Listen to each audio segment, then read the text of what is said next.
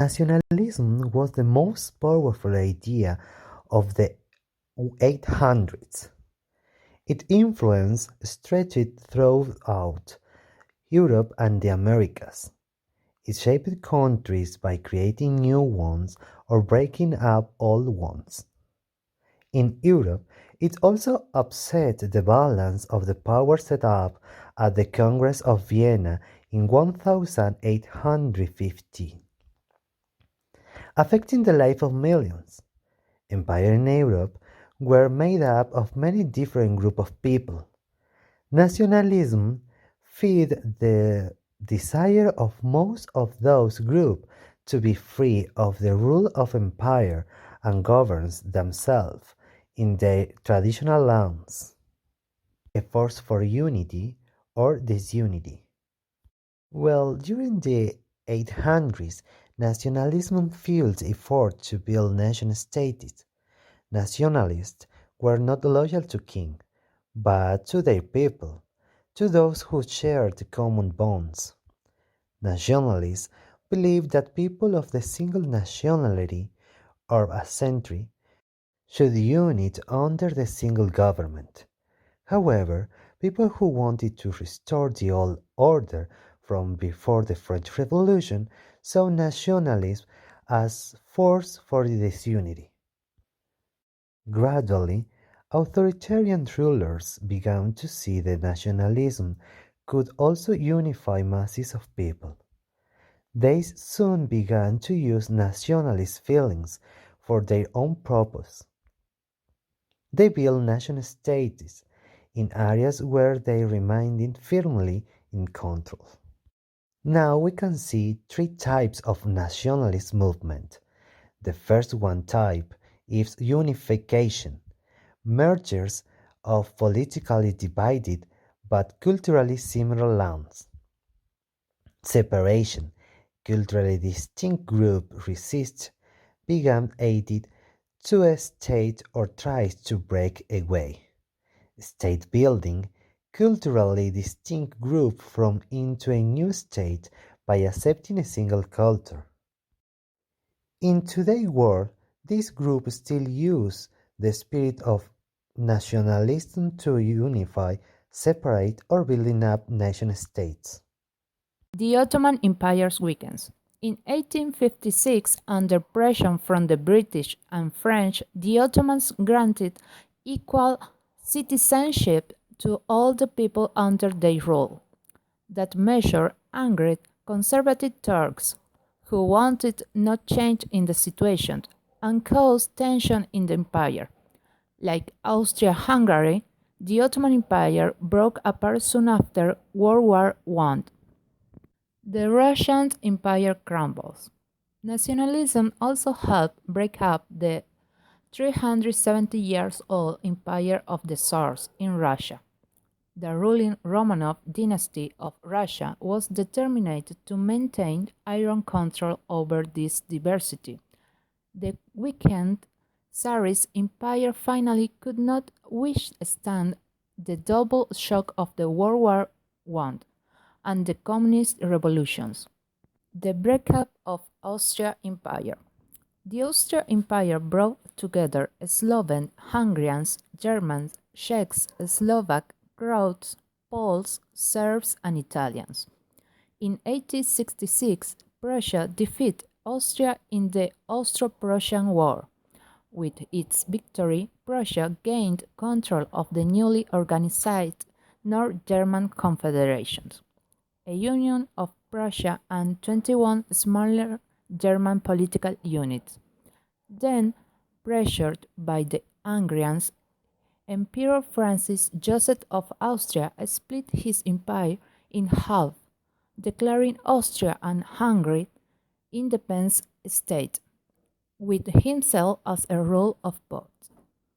The empire was now called Austria-Hungary or the Austria-Hungarian Empire. Nationalist dispute continued to weaken the empire for more than 40 years. Finally, after World War I, Austria-Hungary broke into several separate nation states. Nationalism shakes aging empires. Cavour unites Italy. While nationalism destroyed empires, it also built nations. Italy was one of the countries to form from the territory of crumbling empires. Between 1815 and 1848, fewer and fewer Italians were content to live under foreign rules. Cavour leads Italian unification. Italian nationalists looked for leadership from the Kingdom of Piedmont Sardinia, the largest and most powerful of the Italian states. The kingdom had adopted a liberal constitution in 1848, so the liberal Italian middle classes and unification under Piedmont Sardinia seemed a good plan. In 1852, Sardinia's king, Victor Emmanuel II, named Count Camillo di Cavour as his prime minister. Cavour was a cunning statesman who worked tirelessly to expand Piedmont Sardinia's power.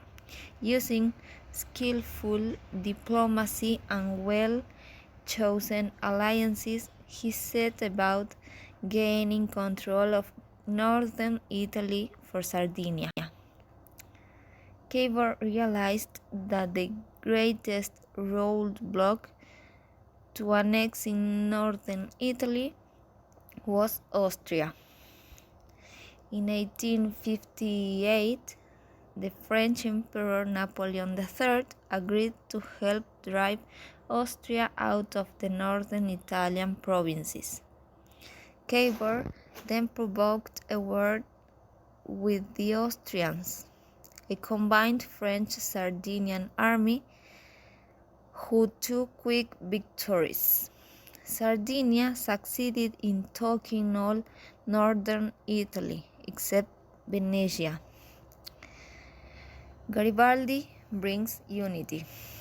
As Cavour was uniting northern Italy, he secretly started helping nationalist rebels in southern Italy. In May 1860, a small army of Italian nationalists, led by a bold and visionary soldier, Giuseppe Garibaldi, captured Sicily. In battle, Garibaldi always wore a bright red shirt, as did his followers.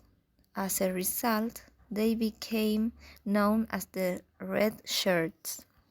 From Sicily, Garibaldi and his forces crossed the Italian mainland and marched north. Eventually, Garibaldi agreed to unite the southern areas he had conquered with the Kingdom of Piedmont Sardinia. Cavour agreed for King Victor Emmanuel II to meet Garibaldi in Naples, the Red One, willingly agreed to step aside and let the Sardinian king rule. In 1866, the Austrian province of Valencia, which included the city of Venice, became part of Italy. In 1870, Italian forces took over the last part of a territory known as the Papal States. With this victory, the city of Rome came under Italian control. Soon after, Rome became the capital of the United Kingdom of Italy. The Pope, however, would continue to govern a section of Rome known as the Vatican City. Bismarck united Germany. Like Italy, Germany also achieved national unity in the mid 1800. Beginning in 1815, 39 German states formed a loose grouping called the German Confederation. The Austrian Empire dominated the Confederation. However, Prussia was ready to unify all the German states because Prussia's army was by far the most powerful in Central Europe. In 1848, Berlin Reuters forced a constitutional convention to write up a liberal constitution for the kingdom, paving the way for unification. In 1861, Wilhelm I succeeded Frederick William to the throne, and he chose a conservative junker named Otto von Bismarck as his prime minister. Bismarck was a master of what came to be known as realpolitik. The German term means the politic of reality. In 1864, Bismarck took the first step toward molding an empire.